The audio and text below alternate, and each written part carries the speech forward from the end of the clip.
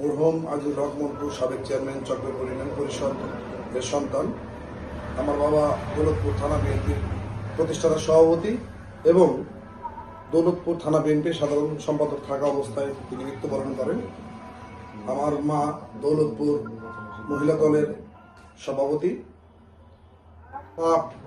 2003 সালে চক্রপুর ইউনিয়ন পরিষদের দায়িত্বভার গ্রহণ করেন। তিনি চক্রপুর ইউনিয়ন পরিষদের চেয়ারম্যান ছিলেন।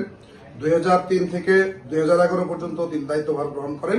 তৎকালীন সময়ে আমার এই চক্রপুর ইউনিয়নের যে রাস্তাঘাট, মসজিদ, মাদ্রাসা, কবরস্থান, এর যে গ্রামীণ যে অবকাঠামো, সেই অবকাঠামো যে হয়েছে, এর পরবর্তীতে আমরা দৃশ্যমান কোনো কাজ দেখতে পাচ্ছি না।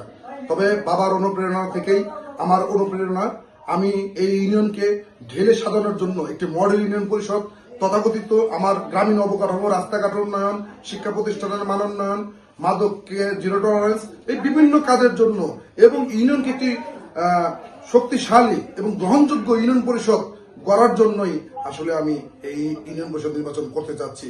এই ইউনিয়নের ভিতরে অনেক কিছুই বিরাজমান। তার মধ্যে থেকে আসলে আমি বলতে চাই, আমার বাবা যখন চেয়ারম্যান ছিলেন, তৎকালীন সময়ে আমার বাবা এই ইউনিয়নের যে 9টি বছর তিনি দায়িত্বভার গ্রহণ করেন, তখন তার একটি কাজ ছিল, সেটি দৃশ্যমান, সেটি অনেকেই এখন আলোচনা করে। সেটি হচ্ছে যে তিনি ট্যাক্স যে মৌকুফের যে বিষয়টি, সেটি তার একটি দৃশ্যমান কাজ। তবে আমারও ব্যতিক্রমধর্মী কিছু কাজের অংশ আমি চাচ্ছি তার মতোই করে করার জন্য। তবে আসলে ভালো কাজের জন্য অনেক সময় আমাদের ঘাত প্রতিঘাত অনেক কিছুই সহ্য করতে হবে। সেগুলোকে মোকাবেলা করে আগামী দিনে আমি চাচ্ছি যে অনেক কাজ, আমার বাবার যে অসম্পূর্ণ যে কাজগুলো ছিল, সেগুলোকে সম্পূর্ণ করব। তবে আসলে অনেক ক্ষেত্রে এগুলো প্রকাশ করতে গেলে অনেক সময় একটু ব্যত্যয় ঘটতে পারে। এই জন্য আমার নির্বাচনী ইশতেহার হিসেবে যখন আমি ঘোষণা করব, ঠিক তখনই আমি এই লক্ষ্যগুলোই আমি প্রকাশ করব। এবং তো অবস্থায় আমি আসলে প্রকাশ না করাটাই আমি মনে করি শ্রেয়। আপনার ইউনিয়নের চিন্তা চেতনা আছে, যদিও ইউনিয়ন পরিষদ একটি স্বল্প পরিসর একটি জায়গা। এটি হচ্ছে গ্রাম্য আদালত এবং ছোট পরিসরে একটি স্তম্ভ। সেই স্তম্ভের মধ্যে আসলে আমাদের যে যুব সমাজ, তার জন্য ব্যতিক্রম ধর্মী করার মতো কিছু নেই।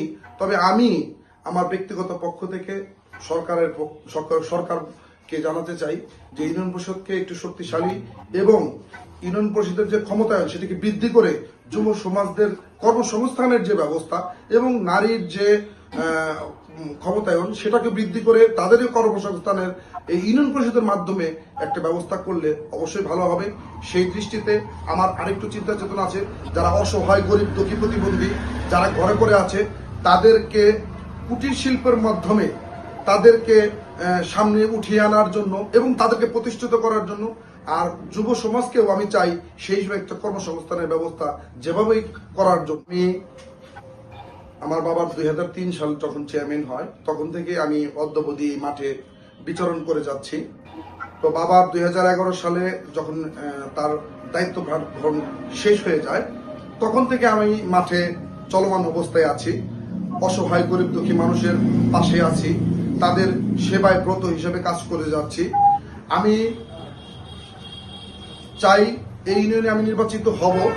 তবে যদি মহান আল্লাহ কোনো কারণবশত আমাকে নির্বাচিত না করেন, আমি বলতে চাই বিগত দিনে যেভাবে আমি এই ইউনিয়নের জনগণের পাশে ছিলাম, রাস্তাঘাটের উন্নয়ন করেছি, রাস্তাঘাট ভেঙে গেলে সেগুলো মেরামত করেছি, তারপরে আপনার কি বলবো, কবরস্থানে মাটি